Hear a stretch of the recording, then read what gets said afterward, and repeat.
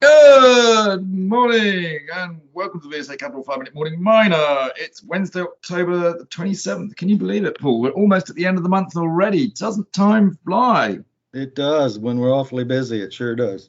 We are awfully busy. It's great. Now, look, let's kick off today. Two companies that actually were part of the VSA-backed Shanghai Mining Club and attended our conference in Beijing last week, had some quarterly activity reports. That's Gallen Lithium and Firefinch.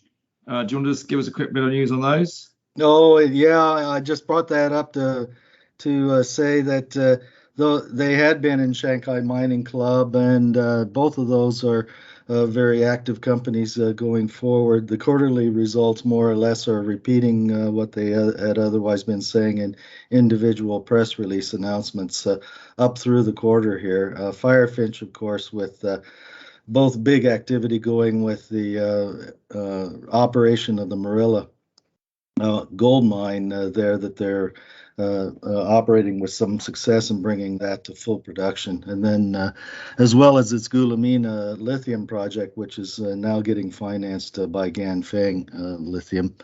And in the case of Gallen Lithium, they're leading into the PFS level activity on their lithium brine projects there in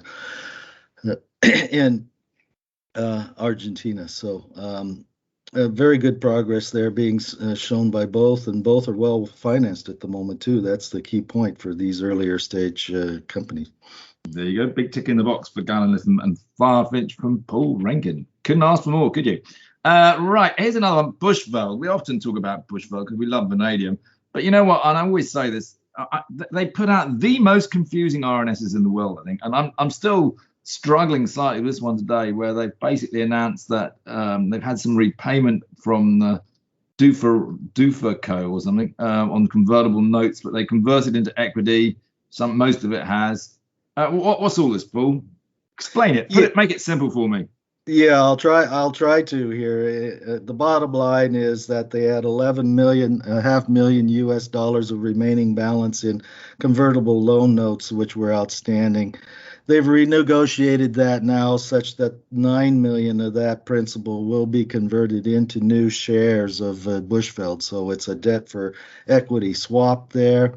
And the balance of $2.5 million US, together with accrued interest on the notes, will also be repaid as well. So the key point, I think, is they get the cash component off of the obligation here and have converted about, you'd roughly say 75-80% of that obligation into equity of Bushveld. Yeah, I mean, debt for equity swaps normally aren't the sign of, should we say, a growth company. That was me being polite for a change. And I don't know what other debt they've got, Bushveld, but I mean, their financial position is not as strong as I think one would like. Should I put it that way? Yes, I think you should put it that way. Make sure I don't get into trouble. Now, to another one that a lot of people follow at the moment, which is Phoenix Copper. It's quoted on just about every exchange in the world, isn't it? You would think so, but it's only quoted on a couple, actually.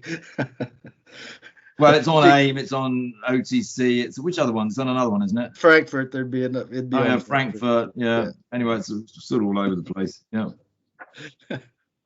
But in Phoenix Copper's case here, they've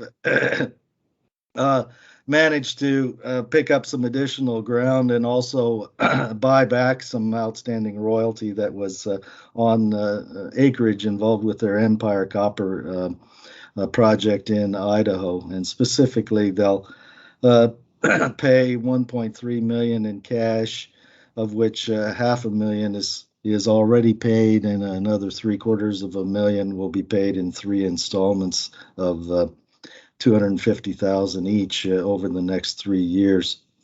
And as a result, they managed to get a conversion such that the sellers will get a 1.25% royalty as well.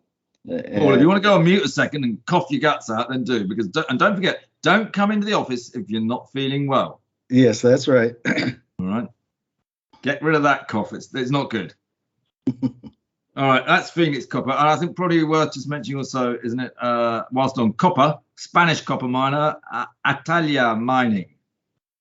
Atalaya Mining, the Spanish copper producer in the former Rio Tinto mining district, declared their first initial dividend today here. They're going to pay a dividend as of the 1st of December in the quantity of 29 pence per share.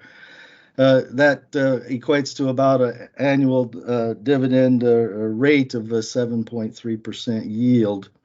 And it's essentially brought on because the copper price has been so strong, and the capex that they spent in order to expand the mining rate and the milling rate there at the mine, that's all been spent and has gone relatively smoothly here, such that they're generating excess cash and can now start returning some of that to shareholders.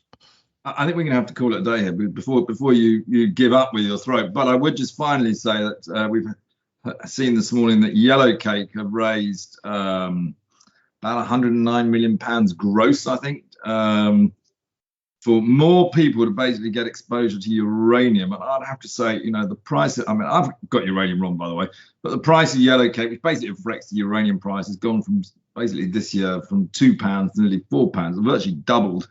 And here are people chucking in over 100 million pounds. I've got to say, I can't help but feel that is putting your money in at the top of the market. But I know, Paul, you've been more bullish on uranium, but I think it has peaked now, hasn't it?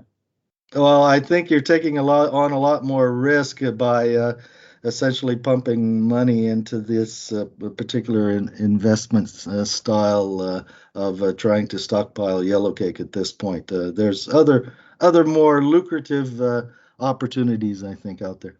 I would have thought so. It's a big company. I mean, it's going to have a lot of uranium stockpiled. Anyway, there we go. That'll do for today. So I hope your cough gets better, Paul, and we will speak again maybe tomorrow. Okay, very good.